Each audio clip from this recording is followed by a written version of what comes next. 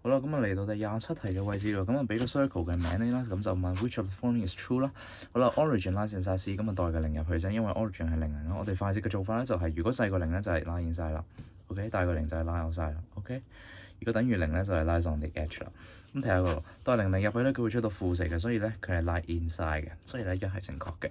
咁所以 circumference 啊，咁我哋要將佢 rewrite 咯 x 二次加 y 二次啦，咁兩 x 加6y 啦，咁就減1.33啦，等於零啦。嗱，我啊中意用小數，因為我物理學家啦。OK，I'm a physicist。好 OK，咁 circumference 有 circumference 一定要揾個 r 出嚟。r 係咩？r 係佢除以嘅意思啦，加佢除以嘅意思咯。OK，再加減1.33啦。加1.33 OK， 因為減 F 啦，咁開方。咁咧佢就係1二次加1加9加1.33啦，開方啦。咁就係3.36嘅，佢嘅 R 就係3.36嘅。咁啊 2 派 R 咧就係叫做乘2乘派啦。咁就叫做21啦，21。OK， 咦？等陣先啊，1二次加3二次加1.33，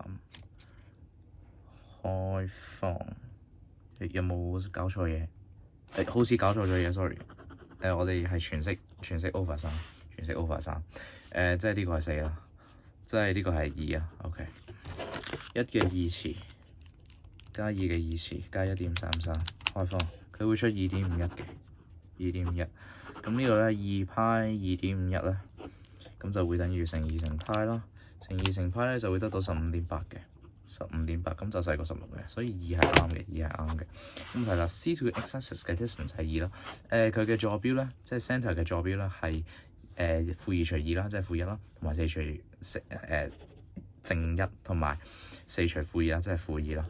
負2同 x-axis 嘅距離係咪2啊？係啊，因為佢嘅坐標坐落喺度1負2，咁呢個咪2咯。